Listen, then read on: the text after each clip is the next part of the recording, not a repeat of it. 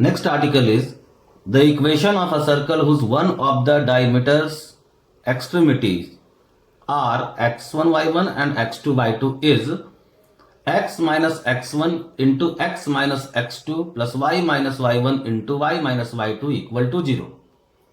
देखो इसमें क्या कहा है कि सर्कल के डायमेट्रिक एंड्स का कोऑर्डिनेट दे दिया है, एक डायमेट्रिक एंड का, एक x1 y1 दूसरे का x2 y2, और सर्कल का इक्वेशन बोला है कि x minus x1 into x minus x2 plus y minus y1 into y minus y2 equal to 0 होगा। तो सर्कल का इक्वेशन एक ऐसा इक्वेशन है जिसको सर्कल पे लाई करने वाला हर एक पॉइंट सेटिस्फाई करे। तो हम कहीं भी x1 y1 ले लेते हैं, जैसे यहां x1 y1 ले लिए और हम इसको यहां से ज्वाइन किए, तो ये चूंकि डायमीटर है तो ये 90 डिग्री बनेगा। आप लाइन बीपी का स्लोप लिख लीजिए, तो बीपी का स्लोप लिखें y minus y2 by x minus x2, AP का स्लोप लिखो y minus y1 by x minus x1, और दोनों के स्लोप का प्रोडक्ट क्या होगा, this should be equal to -1, hence proved. Next article is, हम एक सिंबल वहां पे लिए थे S1। S1 क्या था? S1 एक न्यूमेरिकल वैल्यू था। जब हम पॉइंट x1 y1 को सर्कल के इक्वेशन में, जो कि s इक्वल टू 0 था, उस इक्वेशन में हम पुट करते थे, तो हम s वाले जो इक्वेशन में हम x1 y1 डालेंगे तो x1 square plus y1 square plus 2gx1 plus 2fy1 plus c, ये जो मिलेगा इसी को हम सिंबल दिए थे S1। तो कह रहे हैं ये कि if S1 greater than 0 then point P जो हम ले रहे हैं इसी का कोऑर्डिनेट है x1 y1, x1 y1। तो if S1 greater than 0 then point P जिसका कोऑर्डिनेट x1 y1 है lies outside s equal to 0, यानी कि सर्कल के बाहर लाई करेगा। अगर S1 0 के बराबर होगा, यानी x1 square plus y1 square plus 2gx1 plus 2fy1 plus c equal to अगर 0 होगा, तो P जिसका कोऑर्डिनेट x1 y1 है वो सर्कल के ऊपर लाई करेगा। और अगर S1 लेस देन 0 होगा तो P सर्कल के अंदर लाई करेगा, inside the circle. Beside S1 एक और चीज को रिप्रेजेंट करता है, क्या भाई? तो S1 represents square of the length of the tangent from P x1 y1 to the circle. जो एक्सटर्नल पॉइंट P है x1 y1, यहां से जब हम टेंजेंट डालेंगे तो ये लेंथ PT देगा। PT is nothing but S1 का स्क्वायर। ये कह रहा है कि S1 का square PT square equal to PT square equal to S1 होगा। Length of the square of the tangent is equal to S1। तो चलो दोनों रिजल्ट को हम एक एक करके प्रूव कर देते हैं। पहले हम आउटसाइड का पॉइंट ले लें। जो कॉन्सेप्ट हम आउटसाइड वाले पॉइंट पे लगाएंगे वही इनसाइड पे लगेगा, वही ऑन द सर्कल पे लगेगा। क्या लग रहा है आपको कॉन्सेप्ट? देखो, अगर पॉइंट P सर्कल के बाहर है तो जो सेंटर से इसका डिस्टेंस होगा दैट इज PC, ये हमेशा रेडियस से बड़ा होगा। ये PC square should be greater than R square. अगर ये ऊपर होता तो PC square equal to R square, और अगर अंदर होता तो PC square less than R square होता। तो हम बाहर वाले रिजल्ट को प्रूफ कर रहे हैं, S1 ग्रेटर देन 0 वाले को। उसी तरह आप ऑन द सर्कल प्रूफ कर सकते हैं, इनसाइड द सर्कल प्रूफ कर सकते हैं।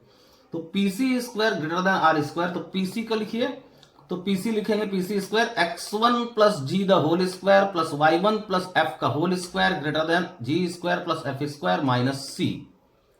सिंप्लीफाई करोगे तो x1 square y1 square 2gx1 2fy1 plus c greater than 0।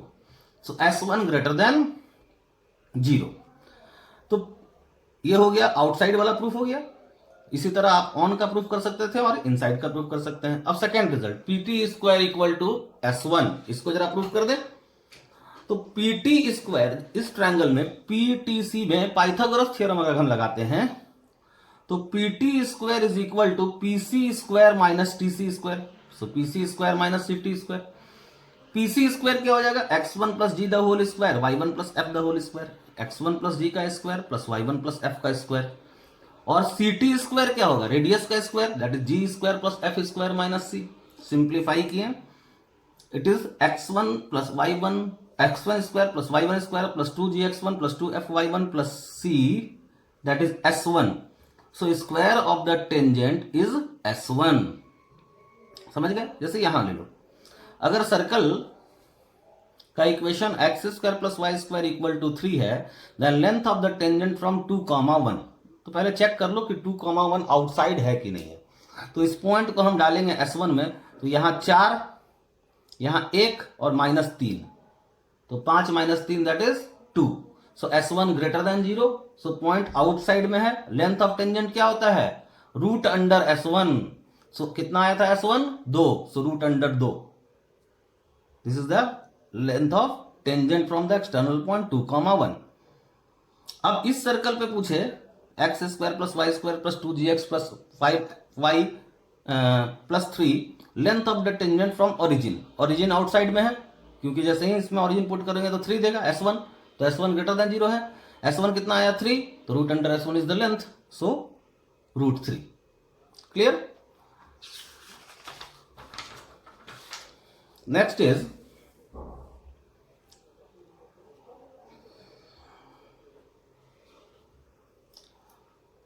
Equation of tangent at any point on circle S equal to 0।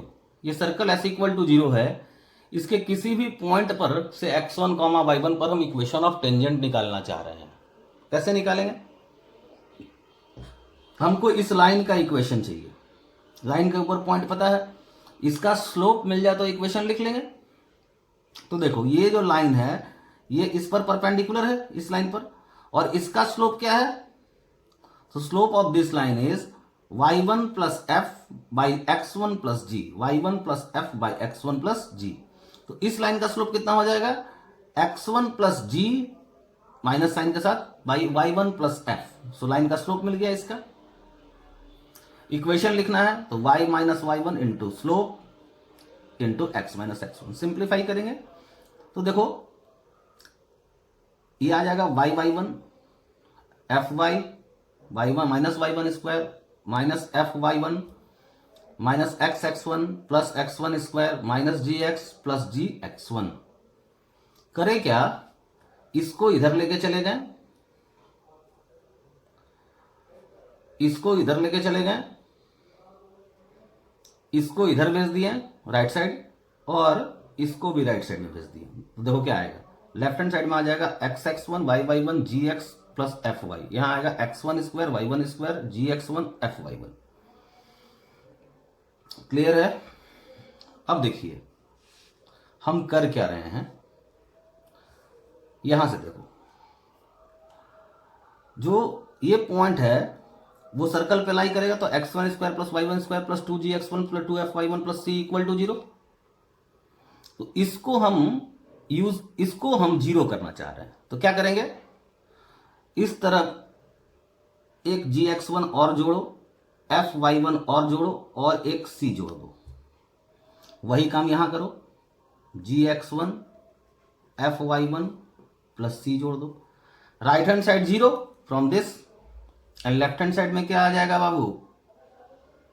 Left hand side में आ जाएगा xx1 y1 gx plus x1 y plus y1 f, और ये c। इसको एक symbol दिया गया t। t क्या है? तो t एक सिंबल है जो s इक्वल टू 0 के इक्वेशन में अगर x स्क्वायर की जगह xx1 डालोगे, y स्क्वायर की जगह y1 डालोगे, x की जगह x प्लस x1 बाई 2 डालोगे, और y की जगह y प्लस y1 बाई 2 डालोगे, तो तुमको मिलेगा, और c की जगह एज इट इज। तो जो तुमको मिलेगा यानी xx1 y plus y1 gx plus x1 fy plus y1 plus c equal to 0, इसी सिंबल को कहें t इक्वल टू 0। यानी t इक्वल टू 0 मिलेगा कैसे?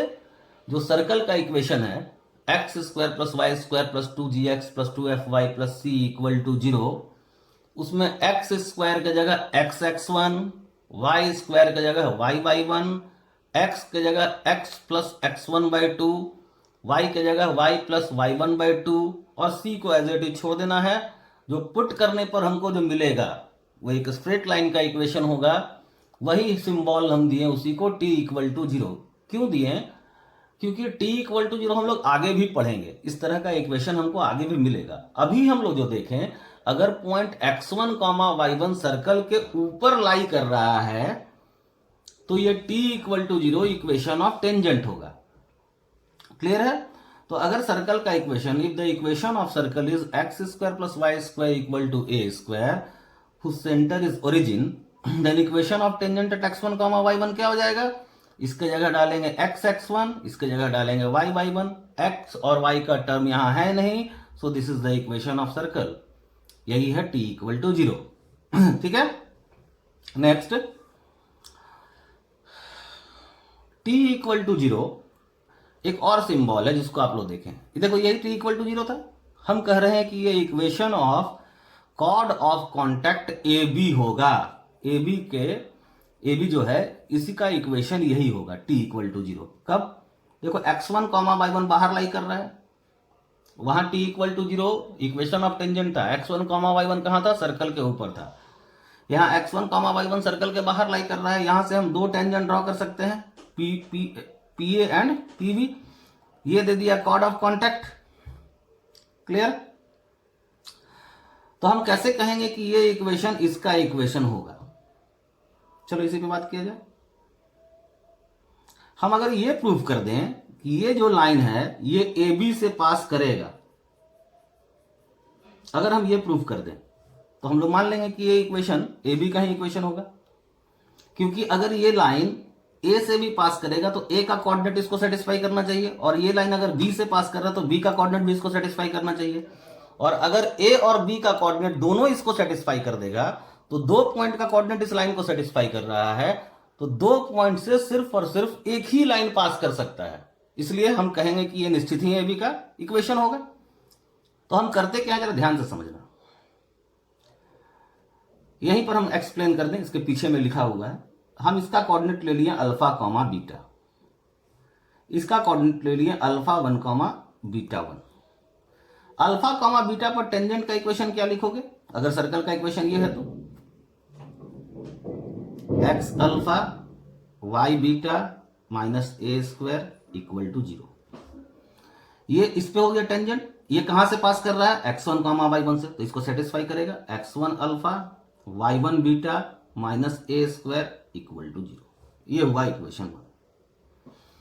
सिमिलरली ये अल्फा 1 कॉमा बीटा 1 भी सर्कल के ऊपर है, तो यहां टेंजेंट का इक्वेशन लिखेंगे तो alpha 1 x beta 1 y minus A square equal to 0।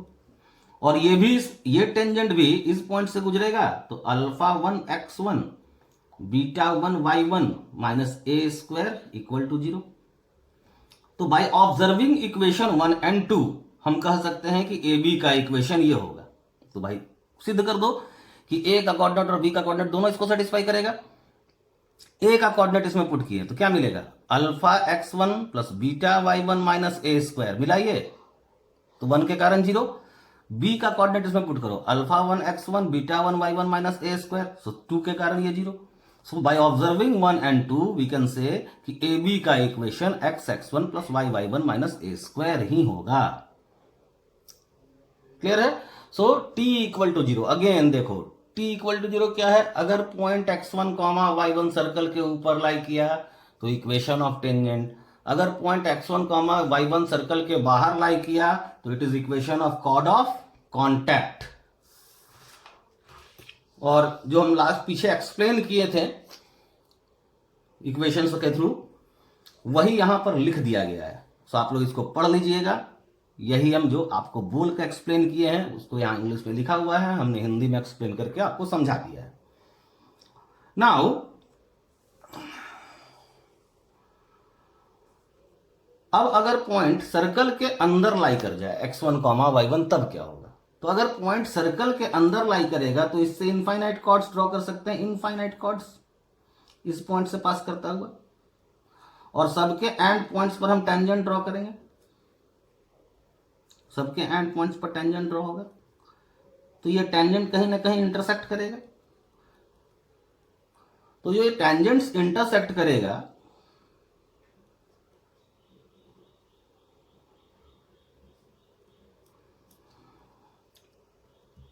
ठीक है। तो जो इंटरसेक्ट करेगा टेंजेंट्स हर एक कॉर्ड के एंड पॉइंट्स पर, हम उन पॉइंट्स को जब ज्वाइन करेंगे, देखो ये कहीं आगे जाकर इंटरसेक्ट करेगा जो इसी लाइन पे आएगा, तो ये जो लाइन मिलेगा ना, जो point of intersection of tangents जो इस पॉइंट से पास करते हुए कॉर्ड्स के एंड पॉइंट पे, ये भी होगा t इक्वल टू 0। तो यहां पॉइंट कहां है? अंदर। तो हम एक को पकड़ लेते हैं, इसको से इसके कोऑर्डिनेट को हम ले लेते हैं h, k। देखो यहां सब लिखा हुआ है लेकिन हम एक्सप्लेन करते चले।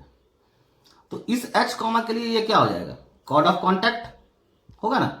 तो इसका इक्वेशन क्या लिखोगे कॉर्ड ऑफ कॉन्टैक्ट का?